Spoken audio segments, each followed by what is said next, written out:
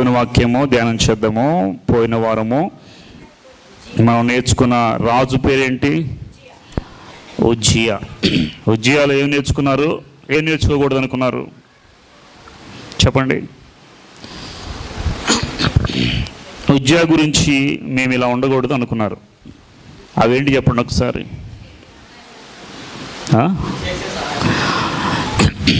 Okay, ఇంకా ఉజ్జియా ఎలాగ ప్రవర్తించాడంట దేవుని దృష్టిలో? దేవుని దృష్టిలో యథార్థంగా ప్రవర్తించాడు. రెండవది ఏంటి? దేవుని ఆశ్రయించాడు. తర్వాత దేవుని ఆశ్రయించకాలము వర్ధిల్లాడు. తర్వాత బలాభివృద్ధిని, అధికంగా బలాభివృద్ధి, దేవుడు ఆశ్రయించేంతకాలం అధికంగా బలాభివృద్ధిని పొందాడు. తర్వాత ఆయన చేసిన పనులు ఏమున్నాయంట? ప్రాకారాలు పడగొట్టాడు. తర్వాత దుర్గములు కట్టించాడు, బావులు దవ్వించాడు, ఇంకా వ్యవసాయాన్ని ఎంకరేజ్ చేశాడు. వ్యవసాయం ఎంకరేజ్ చేసినటువంటి రాజ్యం అంతా చక్కగా ఎదుగుతూ ఉంటుంది. తర్వాత ఆయన బాగా స్థిరపడిన తర్వాత ఆయనకి ఏమొచ్చిందంట? గర్వం వచ్చేసింది. బాగా స్థిరపడిన తర్వాత అతనికి గర్వము వచ్చింది. గర్వము రాగానే గర్వించి ఏం చేశాడు? ఆయన దేవుని మందిరంలోకి వెళ్ళిపోయి ఆయనే ధూపాన్ని వేశాడు. అప్పటికి చెప్పారు 50 మంది పైగా యాజకులు వచ్చి, లేవీలు వచ్చి, ఇది నీ పని కాదు, నువ్వు వేయొద్దు, ఈ విధంగా చేస్తే దేవుని శిక్షకు లోనవుతావంటే వాళ్ళ మీద కోపం తెచ్చుకున్నాడు. అయినా కానీ వేశాడు. తర్వాత అప్పుడప్పుడు ఆయన నొసట మీద వచ్చింది, కుష్టు వ్యాధి వచ్చింది. అతను బ్రతికినంత కాలం కుష్టు వ్యాధితోనే బ్రతికి చనిపోయాడు. ఇప్పుడు ఈ రాజులో, ఉజ్జియా రాజులో మనం ఎలాగుండకూడదని నేర్చుకున్నామంటే ఒకటేనండి, దేవుని పనిని దేవుని చేత జరిగించాలి, మనం తొందరపడి చేయకూడదు. ఆ తర్వాత స్థిరపడిన తర్వాత మనకి ఏది లేనప్పుడు బాగుంటాం, ప్రభువుని ఆశ్రయిస్తాం. అన్నీ వచ్చి స్థిరపడిన తర్వాత మెల్లగా ఏం స్టార్ట్ అవుతుందంట?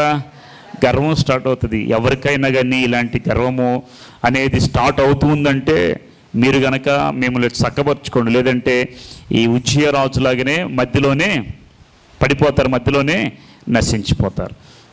ఉజ్జియా రాజు గర్వించి నష్టపోయాడు. నాకేంటి, నాకు అన్నీ ఉన్నాయి, నాకేంటి అనుకోకూడదు ఎప్పుడు కూడా. నాకు తినడానికి ఉంది, నాకేంటి, నాకు తినడానికి ఉంది, ఇల్లు ఉంది, నాకు తిరగడానికి కార్లు ఉన్నాయి, బిల్డింగ్లు ఉన్నాయి, అన్ని అవన్నీ దేవుడు నీకు ఇవ్వటం మంచిదే, కానీ నువ్వు దేవునికి కృతజ్ఞత కలిగి ఉండాలి. కానీ నాకేంటి అనే మాత్రం ఎప్పుడు కూడా అతిశయించువాడు దేని యందు అతిశయించాలంట? క్రీస్తునందు మాత్రమే. ఏదైనా అతిశయం గర్వంగా చెప్పుకోవాలంటే నాకు అది ఉంది, ఇది ఉందని కాదు, నాకు దేవుడు ఉన్నాడని చెప్పుకోండి. నాకు దేవుడు ఉన్నాడు అని ఒక్క విషయంలో గర్వపడండి, అంతేగాని అతిశయించండి. అది కూడా గర్వం కాదు. నాకు దేవుడు ఉన్నాడు, ఇప్పుడు ఏం జరిగినా పర్లేదు, నేను చక్కగా దేవుని దగ్గరికి వెళ్ళిపోతాను అని మీరు అతిశయించాలి. కానీ ఇంకా ఏ విషయంలో కూడా మనము అతిశయించకూడదు. ఏ పార్టీ వాళ్ళని చెప్పండి, మనల్ని మించిన వాళ్ళు ప్రపంచంలో ఎంతమంది? మీ రోడ్డు నుండి పక్క రోడ్డుకి రండి, సరే పక్క రోడ్డు నుండి కొంచెం సెంటర్కి రండి, కొంచెం సెంటర్ నుండి కొంచెం ఇంకా సెంటర్, అక్కడ నుండి వేరే ఊరు వెళ్ళిపోండి, హైదరాబాద్ వెళ్ళిపోండి, హైదరాబాద్ నుండి వేరే దేశం వెళ్ళండి. ఎలా ఉన్నారు చెప్పండి? ఏమాత్రం ఎందుకైనా పనికి వస్తాం మనం ఎంతవరకు అంతవరకే. దేవుని విషయాల్లో చాలా తగ్గింపు కలిగి ఉండండి. తగ్గించుకున్న వాడిని దేవుడు ఏం చేస్తాడు?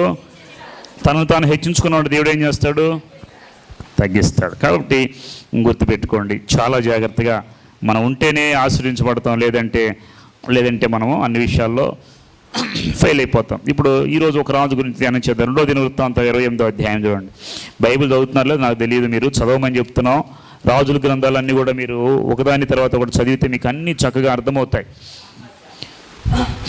ఆహాజు రాజు. ఈ ఆహాజు రాజు ఎవరంట? యోతాము కుమారుడు. పైకి వెళ్ళండి, 27వ అధ్యాయము చివరి వచనంలో ఉంది. యోతాము తన పితరులను కూడా ఎదిరించిన అతను దావీదు పట్టణం అంతా పాతిపెట్టం. అతని కుమారుడైన ఆహాజు అతనికి రాజుగా, అతని మారుగా. ఈ యోతాము ఎవరు? 26వ అధ్యాయం చివరిలో చూడండి. ఉజ్జియా కుమారుడు తన పితరులతో కూడా ఎదిరించిన అతని కుష్ఠరోగిని రాజుల సంబంధమైన సమస్య అనుభవంలో అతని పితరుల దగ్గర అతన్ని పాతిపెట్టారు. అతని కుమారుడైన యోతాము అతనికి బదులుగా. యోతాము గురించి 27వ అధ్యాయం ఒకటే ఉంది. ఇవి పెద్దగా చెప్పుకోవాల్సినటువంటి రాజులేం కాదు. కాబట్టి ఒక్కొక్క రాజును స్కిప్ చేసుకుంటూ మనం ఏదైతే కొన్ని విషయాలు నేర్చుకోవాలో ఆ రాజు దగ్గర నేర్చుకుంటూ ముందుకెళ్తున్నాం. ఈరోజు మనము ధ్యానం చేసుకునేటువంటి రాజు పేరు ఆహాజు. ఆహాజు యొక్క ప్రత్యేకతలు ఏంటి అని మనం ఆలోచిస్తే చూద్దాం ఒకసారి. మొదటి అధ్యాయం 28వ అధ్యాయము మొదటి వచనం. ఆహాజు ఏలన ఆరంభించినప్పుడు 20 సంవత్సరముల వాడే యెరూషలేములో 16 సంవత్సరములు అతడు తన పితరుడైన దావీదు వలె యెహోవా దృష్టికి యథార్థముగా. ఇప్పుడు వినండి, బాగా మంచివాడి గురించి చెప్పుకుంటారు, బాగా చెడ్డవాడి గురించి. అటు ఇటు ఉన్నవాడు పెద్ద పట్టించుకోరండి. బాగా చెడ్డవాడిని, లోతు భార్యని జ్ఞాపకం చేసుకున్నాడు దేవుడు. ఎందుకని? పడిపోయి దేవుని యొక్క ప్రేమను కోల్పోయి పడిపోయింది, నష్టపోయింది కాబట్టి ఆయన గుర్తుపెట్టుకో. ఇంకా బాగా ఎక్కువగా ఉన్న వారిని నన్ను మాదిరిగా పెట్టుకున్నట్టు పౌలు, అంటే బాగా జీవించిన వారిని మాదిరిగా పెట్టుకోవాలంట. కాబట్టి ఇక్కడ ఈ ఆహాజు రాజు గురించి ఈరోజు చెప్పుకోతున్నాం. చాలా గగురు పొడిచే అంశాలు ఉంటాయి. ఆయన చేసిన పనులు దేవునికి విరోధంగా చేశాడు. ఇది చూడండి, బైబిల్ వాక్యం చూస్తే 8 సంవత్సరాలు రాజు అంటే ఆయన 20 సంవత్సరములు వాడై 20 ఇయర్స్కే. 7 సంవత్సరాలకు రాజు అయిన వాళ్ళు ఎవరు? 7 సంవత్సరాలకే రాజుగా యోవాషుని దాచిపెట్టింది ఎవరు? యెహోయోదా అనేటువంటి యాజకుడు. యెహోయోదా 6 సంవత్సరాలు దాచిపెట్టి 7 సంవత్సరంలో అభిషేకం చేసి రాజు చేశాడు. పెద్దవాడైన తర్వాత ఆయన చిన్నప్పుడు చూశాడు, ఆయన ఒక భార్య సరిపోతుంది, 2 భార్యలు ఇచ్చి వివాహం చేశాడు. ఇలాంటితో సహవాసం చేసేంతకాలం, యెహోవాతో సహవాసం చేసేంతకాలం బాగానే ఉన్నాడు. ఆయన చనిపోగానే తెగులు పుట్టింది. ఏం చేశాడు? వెంటనే విగ్రహారాధన చేసేసి ఆయన కుమారుడు ఎవరైతే హెచ్చరించాడో ఆ కుమారుడిని చంపించాడు. ఇలాంటి భయంకరమైన రాజులు మన మధ్యలో మీరు చూస్తున్నారు కదా. నాకు తెలిసి మీరు మూవీస్ చూసుంటారు, రాజనీతి అంటారు దాన్ని. ఏం చేస్తారు? ఒకటి చంపి ఒకటి ఎక్కడో రాజనీతిలో వాళ్ళకి. ఒక రాజు ఏం చేస్తాడు? ఎప్పుడు ఒకటి అనగదొక్క ఒకటి వచ్చేస్తాడు. ఏమంటే రాజనీతి అంటాడండి. యుద్ధతంత్రం రాజనీతి అంటాడు. కాబట్టి ఇక్కడ కూడా ఈ రాజుల్లో కూడా మనం చాలా మందిని చూస్తున్నాం. మొత్తం ఎంతమంది రాజులు అని చెప్పుకున్నాం? ఇజ్రాయెల్ రాజులు ఎంతమంది? యూదా రాజులు ఎంతమంది? రాజులందరూ ఎంతమంది చెప్పండి? అంటే అసలే మర్చిపోతున్నారు వెళ్ళే కొద్దీ. రాజులందరూ ఎంతమంది? 42 మంది రాజులు. 42 మంది రాజులు. వారిలో ఇశ్రాయేల్ రాజులు ఎంతమంది? యూదా రాజులు ఎంతమంది? కంబైన్డ్గా ఉన్న రాజులు ఎంతమంది? కంబైన్డ్గా ఉన్న రాజులు ఎంతమంది? 3. చీలిపోకముందు కంబైన్డ్గా 2 రాజ్యాలు వెళ్ళిన వారు 3. మొదట ఆయన ఎవరు? సౌలు. 2 ఆయన ఎవరు? దావీదు. 3 ఆయన ఎవరు? సొలొమోను. ఈ 3 రాజులు పక్కన పెట్టాం. సొలొమోను తర్వాత ఎవరి కాలంలో రాజ్యం 2 భాగాలుగా విభజించబడింది? రెహబాము. సొలొమోను కుమారుడైన రెహబాము కాలంలో. రెహబాము నుండి రెహబాముకి ఎన్ని గోత్రాలు వచ్చాయి? 2 గోత్రాలు. 10 గోత్రాలని ఎవరికి వచ్చినాయి? యెరోబాము వచ్చి 10 గోత్రాలు తీసుకొని పక్క వెళ్ళిపోయాడు. ఈ రెహబాము ఈ 2 గోత్రాలని పరిపాలన. ఇప్పుడు మనం చెప్పుకున్న రాజులందరూ యూదా రాజులు. యూదా రాజులు మొత్తం ఎంతమంది చెప్పండి? 20 మంది. ఇశ్రాయేల్ రాజులు మొత్తం ఎంతమంది? 19 మంది. ఆ 3 ఒక 39. మొత్తం ఎంత? 39 ఒక 3 ఎంత? 42. గుర్తుపెట్టుకోండి, మీకు రాజుల స్టోరీ ఇంకా నాకు తెలిసి కొద్దిమంది రాజులతో 5-6 రాజులతో అయిపోయింది. రాజుల గ్రంథము, రాజుల చరిత్ర, పాత నిబంధన అయిపోయింది. నెక్స్ట్ మనం ప్రవక్తల గురించి చెప్పుకుంటే ఇక ఓల్డ్ టెస్ట్మెంట్ ఫినిష్ అయిపోతుంది. కాబట్టి దినవృత్తాంతాలు మొదటి గ్రంథం, దినవృత్తాంతాలు 2వ గ్రంథం, రాజుల మొదటి గ్రంథం, రాజుల 2వ గ్రంథం, ఇవన్నీ కంబైన్డ్గా ఉన్నాయి. అక్కడ ఉన్నవి ఇక్కడ ఉంటాయి. కాబట్టి అటు ఇటు చూసుకొని మనం ఎవరి గురించి ఎక్కువ క్లారిఫికేషన్ ఎవరు ఇచ్చారో అధ్యాయాలు ధ్యానం చేస్తూ వచ్చాం. ఇప్పుడు ఏలియా ఉన్న కాలంలో ఉన్న రాజు ఎవరు? ఆహాబు భార్య పేరేంటి? యెజబెల్. ఇవన్నీ మీరు గుర్తుపెట్టుకోవాలి. అట్లాగనే తర్వాత జకర్యా ఉన్నప్పుడు ఉన్న రాజు ఎవరు? యోవాష్. జకర్యాని చంపేసింది ఎవరు? యోవాష్. ఓకే, ఇప్పుడు ఆహాజు గురించి మనం పరిశీలన చేస్తే ఆయనకి ఎన్నో సంవత్సరం రాజు అంటే 20వ సంవత్సరంలో యెరూషలేములో 14 సంవత్సరాలు 7 సంవత్సరాలు అంటే ఆయనకి మొత్తం 20 సంవత్సరాలు టైంలో రాజుగా ఎక్కాడు. 16 సంవత్సరాలు రాజ్యాన్ని పరిపాలించాడు. మొత్తం ఎన్ని సంవత్సరాలు ఇప్పుడు ఆయనకి? 36. అతడు తన పితరుడైన దావీదు వలె యెహోవా దృష్టికి యథార్థముగా. పితరుడైన దావీదు.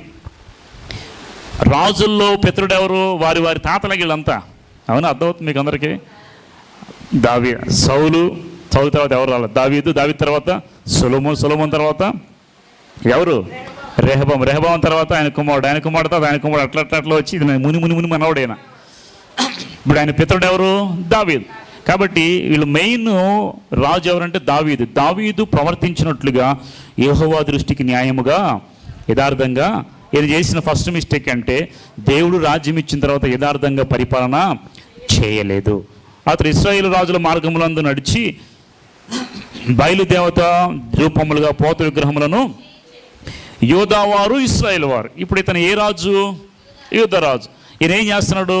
వీళ్ళ పితరుడైన దావీదు చేసిన ప్రకారం రాకుండా ఆ పొరుగు రాజ్యమైన ఇశ్రాయేల్ రాజ్యం ఉంది చూసారా, ఆ రాజ్య ప్రకారము వాళ్ళని ఫాలో అవుతూ వచ్చాడు. ఇప్పుడు దేవత విగ్రహాలు చేయించారు. దేవత విగ్రహాలు చేయించి పోత విగ్రహాలు చేయించాడు. పోత విగ్రహములను ప్రభువు ఒక మాట చెప్పాడు, ఏ రూపమునైనా విగ్రహమునైనా చేసుకొనకూడదు, దానికి పూజింపకూడదు, సాగిలపడకూడదు. ఇది దేవుడిచ్చిన ఆజ్ఞల్లో ఒక ఆజ్ఞ. కాకపోతే ఈయన ఏం చేశాడంటే, యూదారాజులైనటువంటి వ్యక్తి యూదారాజ్యం పరిపాలిస్తూ ఉంటూ యూదారాజ్య ప్రకారం రాకుండా ఇశ్రాయేల్ రాజుల ప్రకారం ఈయన పరిపాలన చేస్తూ విగ్రహారాధన చేస్తూ వచ్చాడు. తర్వాత ఆయన 3వ వచనం చూడండి. మరియు అతడు బెన్ హిన్నోము లోయందు ధూపం వేసి ఇశ్రాయేల్ ఎదుటి నుండి, చూడండి ధూపము ఎవరు వేశాడు? ఈయన కూడా ధూపం వేశాడు. పోయిన రాజు కుష్టివ్యాధి, వీళ్ళ నాన్న కుష్టివ్యాధి చనిపోయాడు కదా, వీళ్ళ నాన్న వీళ్ళ తాత పేరేంటి? ఉజ్జియా. కుష్టివ్యాధి వచ్చి చనిపోయాడు. ఎందుకు? సొంతగా వెళ్ళి యాజకులు చేసిన పని ధూపం వేశాడు. మరి బుద్ధి లేకుండా ముందు జరిగిన దాన్ని, జ్ఞానవంతులు ఏం చేస్తారు? ముందు జరిగిన దాన్ని జ్ఞానంతో ఇలా ఉండకూడదు అనుకుంటారు. ఇతని మరలా ఏం చేశాడు? ధూపం ఆయన వేశాడంట. చూడండి ఇక్కడ ధూపం వేసి ఇశ్రాయేలుల ఎదుటి నుండి యెహోవా తోలు వేసిన జనుల హేక్రియల చొప్పున తన కుమారులు అగ్నిలో. ఎంత క్రూరమైన రాజు తెలుసా? ఎవరైనా పిల్లలకి అన్నీ ఇస్తారండి, పిల్లల్ని జాగ్రత్తగా కాపాడుకోండి. పిల్లలు అగ్నిలో పడుతుంటే తల్లిదండ్రులు ఏం చేస్తారు? అగ్ని నుండి కాపాడతారు కదా. కానీ ధూపం వేయటమే తప్పు, యెహోవాకు విరోధంగా. ధూపం వేసిందే కాకుండా తన కుమారులను అగ్నిలో కాల్చేశాడు. దహించడం అంటే ఏంటి? దహన బలి. దహనం అంటే దహించడం అంటే పొగలోగా దహించి వేసి బలి అర్పించేశాడు. ఎవరికి ఇచ్చాడంట? ఎవరికి ఇచ్చాడు? అన్య దేవతలు, పోత విగ్రహాలకి. అసలు ఎంత దారుణమైన రాజు అంటే, ఈయన ఆహాజు కన్నా చెడ్డరాజు ఎవడు లేడనుకుంటే వాడిని మించిపోయాడు ఈ రాజు. ఇతను ముందు కానీ ఇతని తర్వాత కానీ లేనంత ద్రోహ కార్యాలు చేశాడు ఈ రాజు. ఆహాజు ఎంత చెడ్డవాడైనా కుమారుల విషయంలో యెహోషాపాతుతో వియ్యమంతాడు తెలుసా మీకు? చెప్పాగా మీకు. ఆహాబు రాజు ఆయన కుమార్తెకి చేసుకుంటాడు. తర్వాత యుద్ధానికి వెళ్తాడు, మాయ ముసుకేసుకుని దూరంగా ఉంటాడు, ఆయన రాజులకు పంపిస్తాడు. మీకు తెలిసిన స్టోరీ గుర్తుందా? బిడ్డలకి మంచిగా వివాహం చేశాడు ఆహాబు రాజు. క్రూరుడైనా కానీ, ఆయన భార్య క్రూరాలైనా కానీ, వాళ్ళ పిల్లలను బాగానే చూసుకున్నారు. కానీ ఈ రాజు ఆహాజు రాజు చూడండి, బిడ్డలను ఏం చేశాడంట? దహన బలి అర్పించేశాడు. ఈ చెడ్డ తండ్రి మంచి తండ్రి అంటే ఏం చెప్తారు మీరు? చెడ్డ తండ్రి. మనం టీవీలో చూస్తున్నాం, న్యూస్లో చూస్తున్నాం. మొన్న చెప్పుకున్నాం, గుర్తుంది మీకు? నా బిడ్డలు చదవలేరేమనుకోలే, తండ్రి బిడ్డలు ఏం చేశాడు? చేతులు కట్టేసి బకెట్లో తల ముంచేసి ఊపిరాడకుండా చంపేశాడు. నిన్న ఒక తల్లి, తెలుసా న్యూస్ అన్నీ? 10th గెట్ టుగెదర్ పెట్టారంట. 10th క్లాస్ వాళ్ళందరూ స్టూడెంట్స్. గుర్తుందా మీకు? వెళ్ళింది, ఎప్పుడో పాత లవర్ని చూసింది, వాడితో పరిచయం పెట్టుకొని 3 కడుపును పుట్టిన పిల్లల్ని చంపేసింది. తల్లిదండ్రులు లోకం అంతా ఎలాగైనా ఉన్నప్పుడు ఏ చేసినా తల్లిదండ్రులు ఏం చేస్తారు చెప్పండి? హక్కుని చేర్చుకుంటారు. కానీ బిడ్డలను కూడా దహించి వేసేటువంటి తీక్షణమైనటువంటి దారుణమైన తల్లిదండ్రులు ఉన్నారా అంటే ఖచ్చితంగా మన మధ్యలో ఉన్నారు లేదా? క్రూరమైనటువంటి వారండి. బిడ్డల్ని ఫోటో వేసారు పేపర్లో, పిల్లల్ని ఇలా చేతులు కట్టేసి వాళ్ళు బకెట్లో తల వంచితే ఎవరికైనా కళ్ళం నీళ్ళు వచ్చేసి చిన్న బిడ్డల్ని ఇలా చంపేశారేంట్రా బాబు. సరే అదన్నా ఓకే, వీడు అగ్గిలో పడేసాడు పిల్లల్ని తీసుకెళ్ళి. ఆహాజు రాజు ఎంత దారుణమైన వాడు, క్రూరుడైన వాడు అంటే, బిడ్డలను తీసుకెళ్ళి అగ్నిలో పడేసి దహన బలి అర్పి తన కుమారులను మొత్తాన్ని అగ్నిలో దహించెను. 4వ వచనం. అతడు ఉన్నత స్థలముల్లోనూ కొండల మీద ప్రతి పచ్చని చెట్టు కిందను బలులు అర్పించచ్చు, ధూపం వేయచ్చు. ఎక్కడెక్కడ వేసాడు? ఒక రాజు ఉన్నాడు, ఆయన ఏం చేశాడు? ప్రతి ఊరికి వెళ్ళిపోయి ధర్మశాస్త్రాన్ని, గ్రంథాన్ని అనేక మందికి తెలియజెప్పాడు ఒక రాజు. ఆ రాజు పేరు గుర్తుందో లేదు, మీరు గుర్తుపెట్టుకోండి, మర్చిపోయి ఉంటారు, పోయిన వారందే గుర్తులేదు. ఇప్పుడు ఈ రాజు ఏం చేస్తున్నాడు? ఎక్కడ చెట్టు కనపడితే ఎక్కడ, 4వ వచనం, ఎక్కడ ఉన్నత స్థలం అంటే ఎత్తైన ప్రదేశాల్లో, కొండల మీద ప్రతి పచ్చని చెట్టు కిందను బలులు అర్పించుచు, ధూపము వేయచ్చు. ఇతనికి కుమారులు లేదు, కుమార్తె లేదు, భార్య లేదు. దేవుడిని ఎప్పుడో విడిచిపెట్టాడు. నేను చెప్తానండి, దేవుణ్ణి విడిచిపెట్టినవాడు భ్రష్టుడైపోతాడు. ఇక కుమారుని ఏం చూస్తాడు, భార్యని ఏం చూస్తాడు. దేవునికి ఎప్పుడైతే విరోధంగా లేచి యథార్థంగా బ్రతకకుండా, తండ్రి ప్రకారం బ్రతకకుండా ఎప్పుడైతే దేవునికి విరోధంగా కార్యాలు చేశాడు, ఇక వాడిలో ఉండేది దురాత్మే కానీ మంచి ఆత్మ ఉండనే. అందుకే కుమారుల్ని భక్షించేశాడు. తర్వాత ఎక్కడ కనబడితే అక్కడ ఉన్నత స్థలం మీద, కొండల మీద అంత బలు అర్పిస్తూ, పచ్చని చెట్ల కింద బలు అర్పించు, ధూపం వేయచ్చు. అందుచేత అతని దేవుడని యెహోవా అతనిని సిరియా రాజు చేతికి, మీకు గమనిస్తున్నారా, ముగ్గురు రాజులు హిస్టరీ చూస్తే సిరియా రాజులు వస్తున్నారు, మధ్య మధ్యలో ఎంటర్ అవుతున్నారు. గుర్తుపెట్టారు మీరు? సిరియా రాజులు వస్తున్నారు. ఈ సిరియా రాజులు వచ్చి రాజుకి దేవుడే అప్పగిస్తున్నాడు అంటండి, శత్రువుకి దేవుడే అప్పగిస్తున్నాడు ఒక్కోసారి. నేను ఇప్పుడు చెప్తానండి, ఇజ్రాయెల్ దేశం మీద ఎప్పుడు ఎందుకు యుద్ధాలు జరుగుతుంది చెప్పండి మీరు? ఇజ్రాయెల్ దేశం మీద ఎప్పుడు యుద్ధాలు జరుగుతాయి. ఎందుకని? ఆయన బిడ్డలు ఎవరైనా వాళ్ళు కోరుకున్న జనాంగం, వాళ్ళ బిడ్డలు ఎప్పుడైనా తప్పు చేస్తే శత్రువులకు అప్పగించేస్తాడు దేవుడు. వాళ్ళు వచ్చి వీళ్ళ యుద్ధం చేస్తూ ఉంటారు. సిరియా రాజులు, పక్కన ఉన్న సిరియన్ రాజులు వచ్చేసి ప్రతిసారి యెహోషాపాతు టైంలో కూడా సిరియా రాజే వచ్చాడు. చంపబోతుండే, అయ్యో దేవా నన్ను రక్షించిన కాపాడమని నేను కేకలేస్తే అప్పుడు దేవుడు అతను తప్పించి తర్వాత ఆహాబు రాజునే చంపేస్తారు వాడు. తర్వాత ఇంకోళ్ళకి సిరియా రాజుకి అప్పగించాడు. ఇప్పుడు ఇతను మూడోవాడు. ఎప్పుడైతే దేవునికి వ్యతిరేకంగా లేచి దేవునికి వ్యతిరేకంగా బలులు అర్పించారో అప్పుడు వెంటనే దేవుడు సిరియా రాజుని, శత్రురాజుని రేపుతున్నాడు. మన జీవితంలో కూడా ఎప్పుడైనా కానీ దేవునికి వ్యతిరేకంగా లేచి మీ ఇష్టానుసారంగా ప్రవర్తించి ఎప్పుడైతే దేవునికి కోపం తెప్పిస్తారో నీ శత్రువైన వాళ్ళు నీ మీదకి లేస్తూ ఉంటారు. అంటే కోర్స్ మీరు అలా దేవునికి విరోధంగా లేచినప్పుడు శత్రువులు లేస్తారు, దేవుని కోసం నిలబడినప్పుడు కూడా శత్రువులు లేస్తారు. కాబట్టి మనం గమనించుకోవాలి. సిరియా రాజునంట దేవుడు లేపాడు, అతని సిరియా రాజు చేతికి శత్రువు చేతికి అప్పగించేశాడు. 5వ వచనంలో 3వ లైన్, సిరియన్లు అతను ఓడించి అతని జనుల్లో చాలామందిని చెరబట్టుకొని దమస్కును తీసుకుని పోయి అతను ఇశ్రాయేలు రాజు చేతికి అప్పగింపబడెను. ఆ రాజు అతని లెస్సగా, ఏ రాజు ఓడించాడు చూడండి ఇక్కడ, సిరియా రాజు తీసుకెళ్ళి ఇశ్రాయేలు రాజు చేతికి అప్పగించాడంట. ఇశ్రాయేల్ రాజు ఎవరు? ఆ పక్కన ఇంకో రాజు ఉన్నాడు, అక్కడ ఏ రాజు వెళుతున్నాడో ఆ రాజు చేతికి అప్పగిస్తే ఇతను ఓడించాడు. ఇజ్రాయేల్ ఎవరు? యూదా ఎవరు? ఇశ్రాయేల్ రాజులు, యూదా రాజులు ఇద్దరు కూడా ఎవరి సంతానము? ఇశ్రాయేలీల సంతానమే, 12 గోత్రాల వాళ్ళే. ఈ యూదా రాజు, ఇజ్రాయేల్ రాజు ఇద్దరికి ఇప్పుడు యుద్ధం జరిగితే ఇజ్రాయేల్ రాజు యూదా రాజుని ఓడించేశాడు. ఎవరు తీసుకెళ్ళి పెట్టారు అక్కడ? సిరియా రాజు. సిరియా రాజు తీసుకెళ్ళి అతనికి అప్పగించాడు. ఇశ్రాయేల్కి అప్పగిస్తే ఆయన లెస్సగా ఓడించాడంట. తర్వాత 6వ వచనం, రెమల్యా కుమారుడైన పెకహు యూదా వారిలో పరాక్రమశాలి 120,000 మందిని ఒక్కనాడు, ఎంతమంది అంట? 120,000 మంది. ఒక దేశంలో భూకంపం వచ్చి 500 మంది 200 మంది చచ్చిపోయారంటే అమ్మో దేశంలో భయంకరమైన విపత్తు వచ్చింది అంటున్నాం కదా. ఒక్క రోజులో 120,000 మంది అటువంటి మామూలు విషయమా? ఒక ఊరే పాడైపోయినట్టండి. తెనాలి ప్రాంతంలో మొత్తం జనాభా ఎంతమంది తెలుసా మీకు? సెన్సెస్ ఉన్న వాళ్ళకి తెనాలిలో మొత్తం ఎంతమంది ఉంటారు? ఎన్ని లక్షల మంది ఉంటారు? 60,000 4 అని నేను విన్నాను, కరెక్ట్గా కాదో నాకు తెలియదు. ఒక తండాలోనే ఉంటున్నారు 60,000 మంది. నియర్లీ పాపులేషన్ వచ్చేసరికి నియర్లీ 4 lakhs వరకు ఉన్నారు పిల్లలు అందరూ అసలు కలిపి. ఒక 120,000 మంది చనిపోయారంటే తెనాలి సగం అయిపోయినట్టే. అంటే నాకు తెలిసి ఒక చిన్న గ్రామం కానీ చిన్న ఊరు కానీ పాడైపోయినట్టు. అంటే ఒక్క దినములోనే ఇంతమందిని వాళ్ళు ఏం చేశారంట? యూదా వారిలో పరాక్రములైన పరాక్రమశాలు, వాళ్ళు మామూలు కాదు, యుద్ధంలో ఆరితేరిన పరాక్రమశాలైన వారిని ఒక్కనాడే చంపేశారు. వారు పితరుల దేవుడైన యెహోవాను విసర్జించిన వారికి ఏ గతి పట్టింది? శత్రువు చేతిలో చంపబడటం, శత్రువు చేతిలో అణగొట్టబడటం. ఎప్పుడైనా ఒక శత్రువు నీ మీదకి లేచి నిన్ను అణగొట్టి నేను చంపేస్తానంటే కారణం ఏంటి? యెహోవాను నీవు విసర్జించు. ఇప్పుడు చెప్పండి, శత్రువుని దేవుడు ఊరికే తీసుకొస్తాడు మన లైఫ్లోకి? నిన్ను పరీక్షించడానికి శత్రువుని తెస్తాడు, ఒకసారి నిన్ను ఓడించడానికి కూడా శత్రువుని అలో చేస్తాడు. ఇప్పుడు సిరియా రాజుకి అప్పగించింది ఎవరు? దేవుడా కాదా? దేవుడిని విసర్జించాడు కాబట్టే దేవుడు సిరియా రాజును పంపి ఇతను ఓడించాడు, ఆహాజు రాజుని. తర్వాత పరాక్రమశాలు అందరూ చచ్చిపోయారు. వీళ్ళందరికీ గతి ఎందుకు పట్టిందంటే పితరుల దేవుడైన యెహోవాను విసర్జించినందున వారికి గతి.